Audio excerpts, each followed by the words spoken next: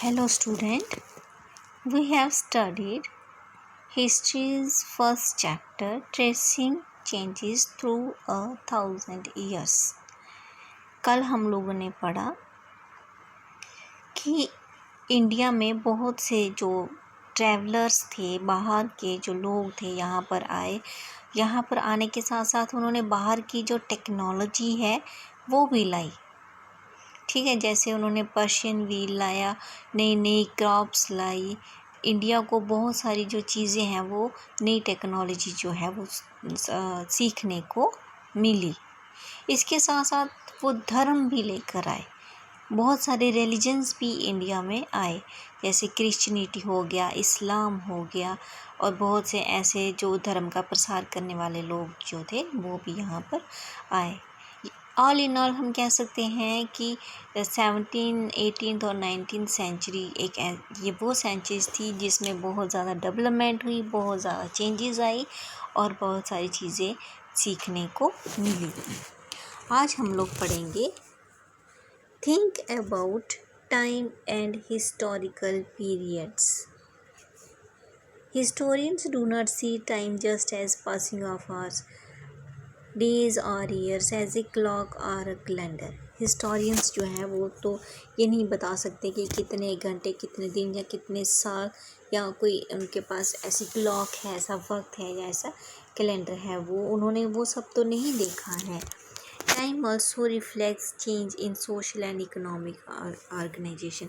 हाँ, वक्त जो है, जो इकोनॉमिक चेंजेस आती हैं, जो सोशल चेंजेस आती हैं, ये सारी चीज़ें वक्त बताता है। जो हज़ारों साल पहले चीज़ें थी आज वो बहुत सारी बदल गई हैं। पहले बहुत गरीबी थी, पहले लोग पढ़े लिखे नहीं थे। आज ये जो थिंकिंग है, आज जो लाइफस्टाइल है, ये बिल्कुल चेंज हो चुका है। The study of time is made somewhat easier by dividing the past into large segment period that possess shared characteristics। कह रहा है कि उस वक़्त की कुछ चीज़ें समझने के लिए उस समय को कुछ अलग अलग पार्ट्स में डिवाइड किया गया है, पीरियड्स में डिवाइड किया गया है। जैसे कि हमने पीछे भी पढ़ा था, इसको 3 पार्ट्स में डिवाइड किया गया है, एंशिएंट, मेडिएवल और modern. In the middle of the 19th century, British historians divided Indian history into 3 periods। हम लोगों ने ये पढ़ा कि जो ब्रिटिश हिस्टोरियंस थे उन्होंने इंडियन हिस्ट्री को 3 पार्ट्स में डिवाइड किया था। वो कौन से थे? Hindu, Muslim and British. This division was based on the idea that religion of rulers was only important historical changes।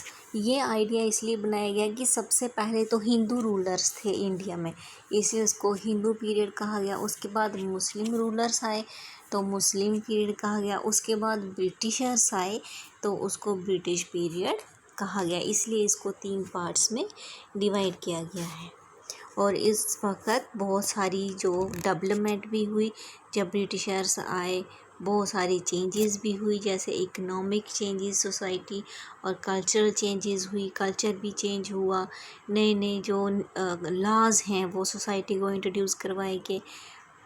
ठीक है। Few historians follow this periodisation today. बहुत कम हिस्टोरियन है, ये जो हिंदू, मुस्लिम, ब्रिटिश के पार्ट्स में इसको डिवाइड किया गया है ना पीरियड्स में, बहुत कम हिस्टोरियंस ने इसको अडॉप्ट किया है, इसको अपनाया है।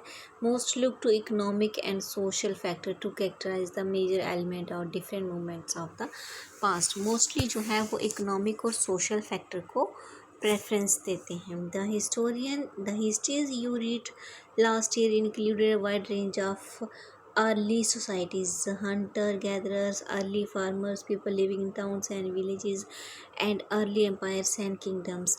हमने जो पिछले साल जो क्लास में पढ़ा था कि सोसाइटी, जो शुरू की सोसाइटीज़ थी, जो हंटर गैदरर्स थे, उनकी लाइफ के बारे में पढ़ा।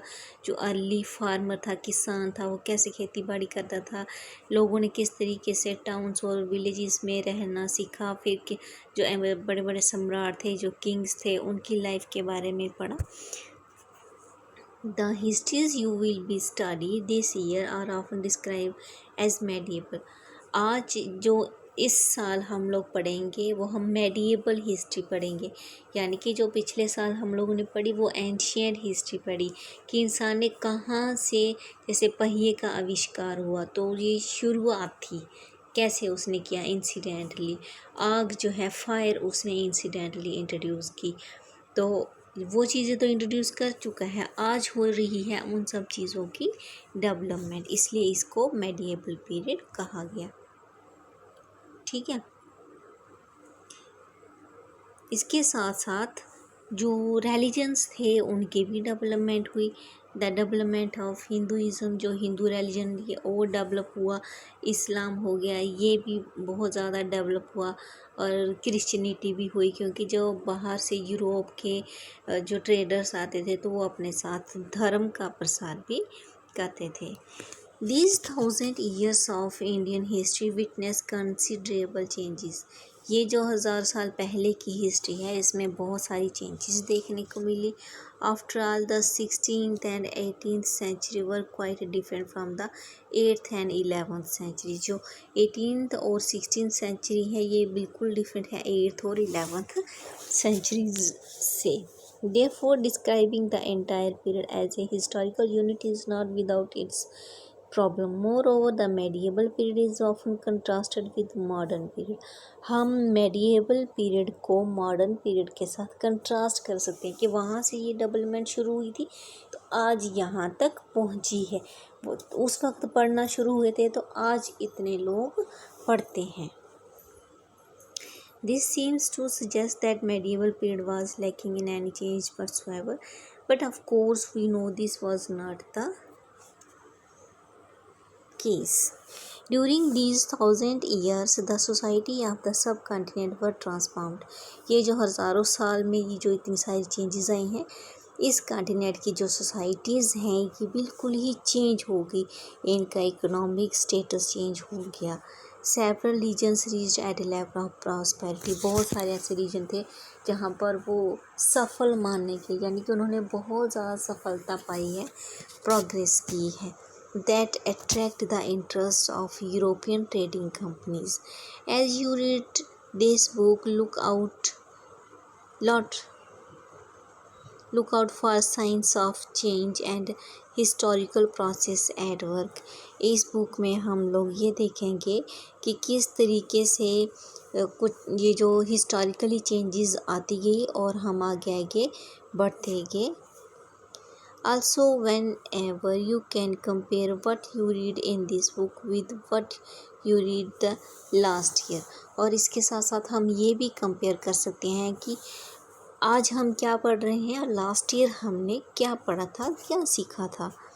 Look out for changes and continuity wherever you can and look at the world around you see। जो कंटिन्यूटी है चेंजेस की, बदलाव की, हम वो भी देख सकते हैं और दुनिया में क्या क्या चीज़ें हो रही हैं हम उनके बारे में भी जान सकते हैं। Thank you.